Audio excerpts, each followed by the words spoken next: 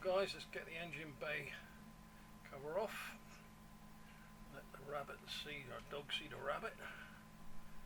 Here we go. Just want an Allen key to undo the plug for the oil. In the end of the oil pump there, they put an Allen key screw in there to stop you from pumping oil out or accidentally pumping oil out all over the floor. So it's a sealed system then.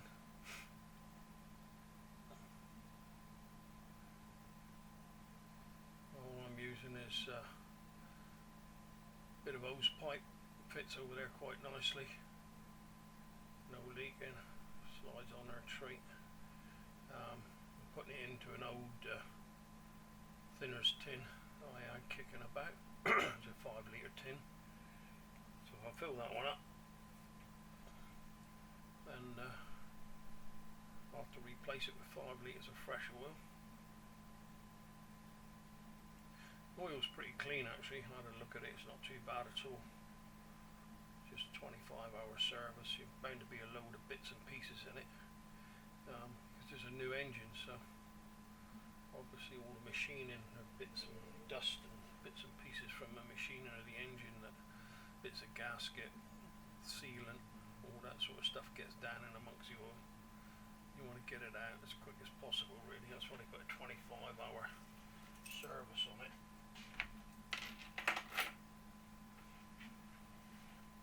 As you can see there, just got a oil can, cut the top off.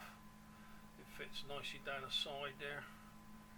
Slide it in under that metal beam there the engine sat on. It sits in under there, quite a treat. And then any oil coming out the oil filter there is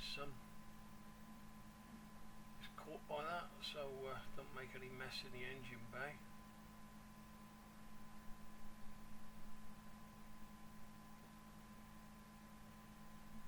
Just grabbing hold of me. This is a tool I've had for a long time, taking off oil filters. Not the best tool, difficult to get it in some tight spaces when you're actually working in some of the modern cars now. Sometimes the only way to get an oil filter off in a very tight space is to drive a screwdriver through one side of the oil filter into the other side through the other side of the oil filter, and then just use that to undo the oil filter. Sometimes that's the only way you'll get away with it. Quite a few of the modern cars now, they've got a socket on the back of the filter cover, so you can use a socket bar to undo it. With this being an old tractor engine really, it's an old type cassette filter, so just a matter of easing the pressure off of it. You feel him go loose when he's loosened off enough.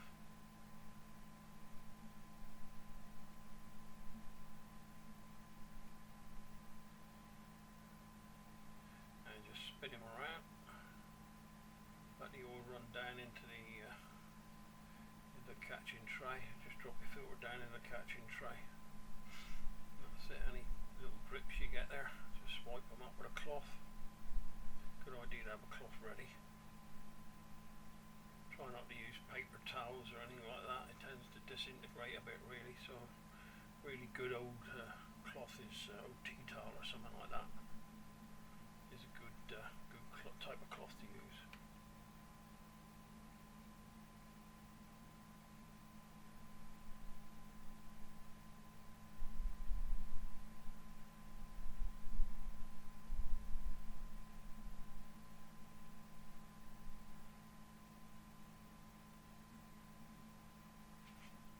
That's the new filter. Obviously it's not yellow. I haven't painted that one yet. Originally, if you have a look at the filter, I think when I lift it out, you can see there, the original filter was black, but they sprayed the whole engine yellow. It's a bit of a shame when they spray the engine that they don't give it a sand up or a key or something, because a lot of the yellow paint's coming off on it, which is a bit annoying. But there you go.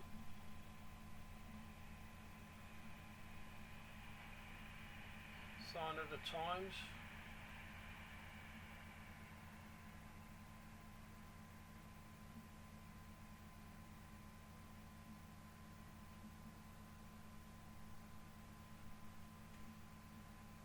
them up by hand. My hands are a little bit weak now, so I use the rag just to give me that little bit of extra support. There's a bit of diesel oil on that rag, and that just helps to grip the filter. But that's all you need to do, just tighten it up by hand. Unless you've got it in a position where you can't get your hands in, then you might need to use a tool to tighten it up. But with the oil filter there, it's quite easy to tighten it by hand. Right, next thing is disconnect the fuel pump. The last thing we want to do is take the fuel filters off and have the pump pumping diesel oil out all over the place. Other thing you need to do as well is to shut off the diesel return and diesel feed, as it will feed through with gravity as well. But if you leave the pump connected to the electric, it's going to come out like a hose pipe. So don't leave the ignition on, or just disconnect the electric there. Just guarantees the pump's not going to come on at any time.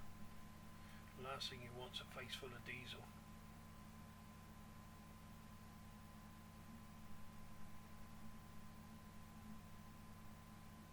Just clean that one up out of the way so it's not making a mess in the engine bay.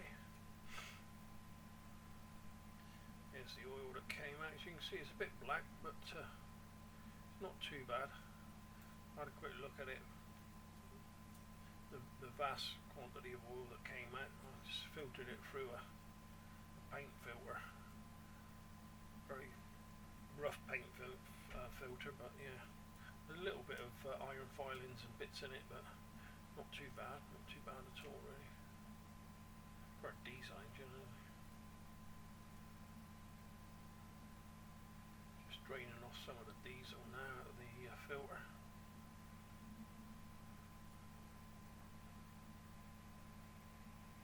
Just drop a rag back there, stop the diesel from dripping down in under the engine bay. We don't want diesel getting out onto the cut. Not that it can from in under the engine bay. On this one here, under the prop and the two side bilges are linked together with a little hole, so the water or whatever there is there can drain out either side. But under the engine bay, comes up about 9 inches. That would have to fill up to 9 inches with oil and water and whatever to spill out over into the area where it's pumped out into the canal. So if you get any leakages, then you need to clean it out, and when you see it, and then it's not going to become a problem. You're not going to be pumping it out in the canal.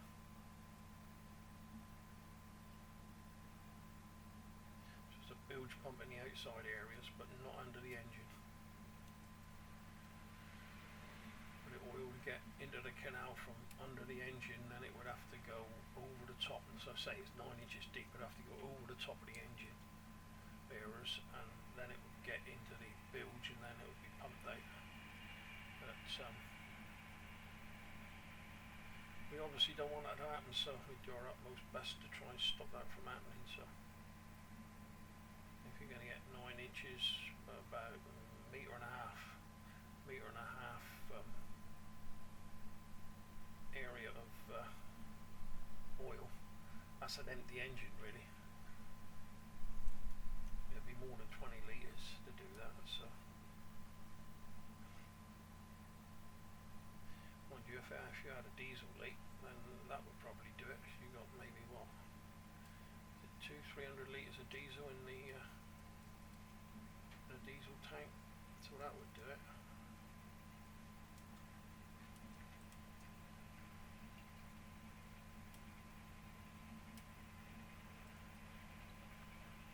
Right, here we go, fitting a new filter, just rubbing a bit of diesel all around the rubber seals, just to give them a bit of lubrication. This helps you screw them up a bit tighter.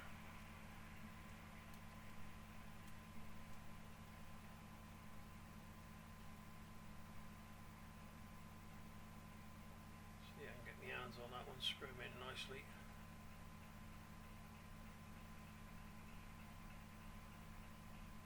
You'd have to be pretty strong to break that if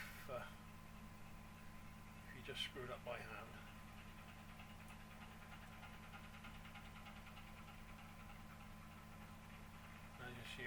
two bleed screws that come on top of the filter housings. Just screw them in lightly. Make sure the two or three rotations in. You don't want them firing out and losing one when the pump's pumping diesel oil all over you. Now that plastic, with the new filter they come with these new bottom drain plugs, and if you leave that on a filter or use it on an airboat, you're going to fail your boat safety certificate, because the reason for it is if there's a fire in the engine bay, a small fire or whatever it might be, I don't know, but if there's a fire in the engine bay, that bit of plastic will melt, and if it melts it's going to let more diesel run out and make the fire even worse. So you should have a metal screw that goes in the bottom of your existing filter. So take that metal screw, I'm just replacing the O-rings on it now. I took the O-ring off the plastic one, I'm putting that on my metal one yet. I'll show you in a minute. There you go, that screws in the bottom. Yeah, there's the metal one. You should have, sometimes they're steel, sometimes they're brass. That's aluminium, I think. That's the old rubber that's on it. Quite thin rubber actually, I was quite surprised. Slightly thicker rubber that one, so I plumbed to change it. Okay, but if you got that plasticky type filter on the bottom of your filter, you need to change it for a brass or a steel screw that goes in. Okay, it just screws in the bottom of the filter, same as the plastic one. But you can see it's a completely better system. You're still going to be able to drain the water out of the filter. It's just a more secure net. If you get a fire in the engine bay, it's not going to melt, it's not going to add fuel to the fire.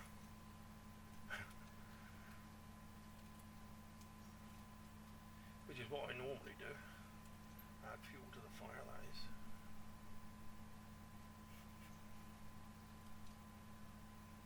Just my genetic makeup, I think.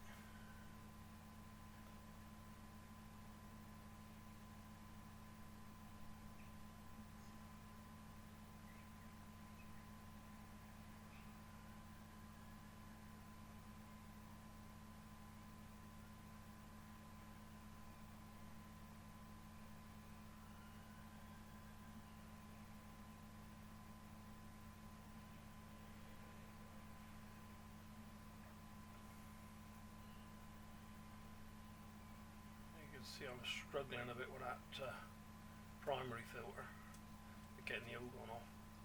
I'll explain in a minute exactly why I'm a bit niffed at that point.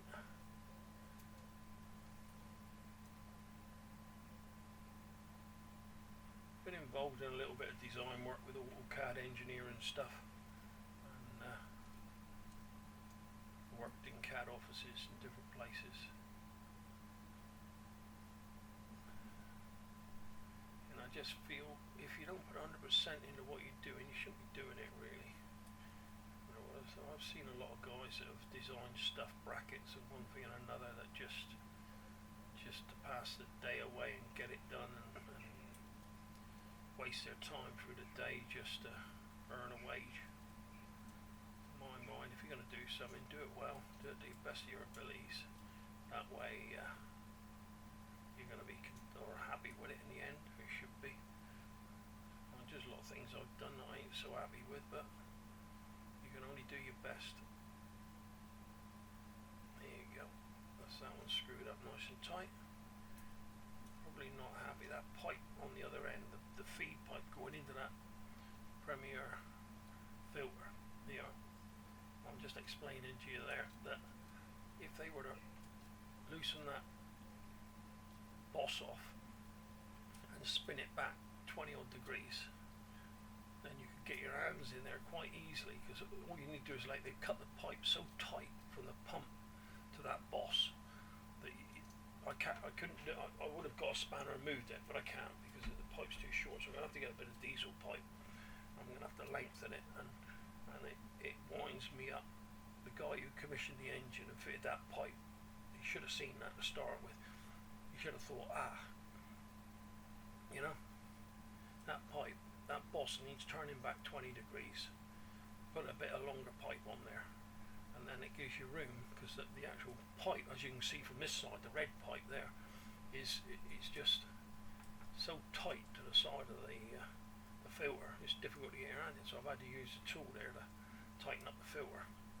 Not a good scenario, because if you can over tighten it with the tool, where with your hands it's difficult to over tighten it. So yeah, Barrus shire, just looking for problems. Doesn't take 2 minutes to think about it, does it really? I mean, the one this side, the actual pipe this side, it's not too bad. You can tighten up the secondary filter there, no problem, because you can get your hand behind it and use force to tighten it up. But the one on the other end, when this filter's on, you can't get your fingers around, you can't hold the filter at all, because the two filters are quite close together. So without that that pipe the other side, it would work perfectly. Just a natural way of doing things. You should be thinking about it all the time. You're doing this sort of stuff. Think about, is that going to come down and hit me on the head or whatever? Just annoying. Never mind, I'll get a bit of fuel pipe, I'll sort that out. I might add a few photos on the end to show what I've done, just to make it that little bit easier to do the service. Or even if I have to pay for service next time, the man that's coming to do the service, it would be a bit easier for him. You won't have to struggle. So what we're doing now is bleeding the diesel through. Basically just listen for air coming through the system. I'm not sure I've switched on the I don't think I've switched on the tank yet.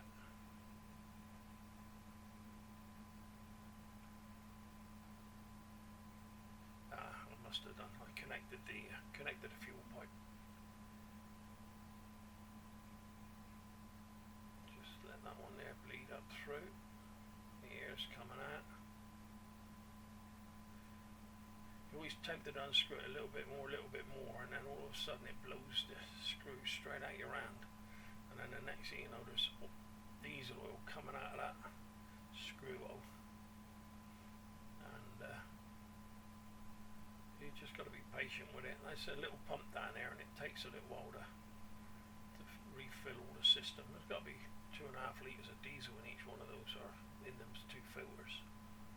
Got to be at least 2.5, 3 litres. So they are, see that one there started firing it out. Then just have your cloth handy so you can dry off any extra diesel coming. And what I'm going to do is I'm going to tighten them up. Not too tight though, because they need to be loosened off and bled again. So you let all the air bubbles come up to the system and settle. And the other thing I should have done at that point was tighten them two nuts on the back there, which is on the bracket that holds those that filter head on top, because it's a bit loose and it's rocking around. As I tighten and untighten, you can see it moving about. Well, it's not actually rubber mounted. It looks like it's rubber mounted, but it's not. What that is a black washer under those bolts, under those nuts. So yeah, it needs tightening actually. I did go back and tighten them up afterwards, because if they rattle loose and that bracket falls or drops down, then that could cause a problem. So you should always be looking out for stuff like that when you're servicing an engine. Little things that could go wrong. And obviously keeping that gas oil, when you're doing this here, keeping the spray away from those alternator belts. The last thing you want is a little bit of diesel on your alternator belts. That will give it enough to start slipping, and once it's shined up, they'll continue to slip. So it always pays really to. What I should have done really is got a cloth and just covered up the alternator belts and that, just to make sure. See that one there fired back, but it fired back onto the cylinder head. That's why I grabbed that cloth and put there quick, just to stop it from going anywhere near those alternator belts. Yeah, get a little bit of lubrication on them, and they shine up, and that's it. Then they're gone. And the trouble is, you buy a brand new belt and put on there, and the flywheels that are contaminated just recontaminate that belt. You'd be surprised how many belts you get got to put on before it stops recontaminating them belts. One good idea is just get a little bit of white chalk that school teachers used to use to teach us with. Get a little bit of that chalk, a bit of sandpaper, sand off a couple of thimblefuls, and just sprinkle it over the pulleys and the fan belts. And then any contamination there gets dried up by the chalk, and the chalk's got a little bit of grip on it, so if it does stick to the belt, it adds grip rather than lubrication. So just a bit of white chalk. Right then guys, I take it you don't want to swatch me filling this up with oil. It's all filled up now. Basically use the same container, pour the oil in there, pour it into there. Obviously use a funnel. Funnel comes in handy, you don't spill it everywhere. And when it comes up on the dipstick, I've already checked, I'll check again. There's the dipstick. Just walk the dipstick out, have a quick look. Yeah, he's up to the top mark, which is where it should be. Goes back in there. That's all good. I bet you're wondering what that bit's for. Well, what it is basically, I've got a bit of ordinary 22mm heater pipe and an attachment to fit into my gearbox. So what basically happens is that screws into where the gearbox oil is there. It screws in like that. That screws in there. Like that. Let's see if you can see it. You'll be able to see it.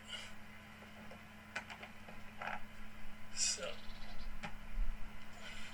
basically what we've got is we've got a place down there you undo to check the gearbox oil, which I've already done. I'm not the service. And it's difficult to be able to pour oil in there. So basically what I've done was I've got a thread, yeah, which screws into that when you take the plug out. You just screw that into the plug hole. Like that.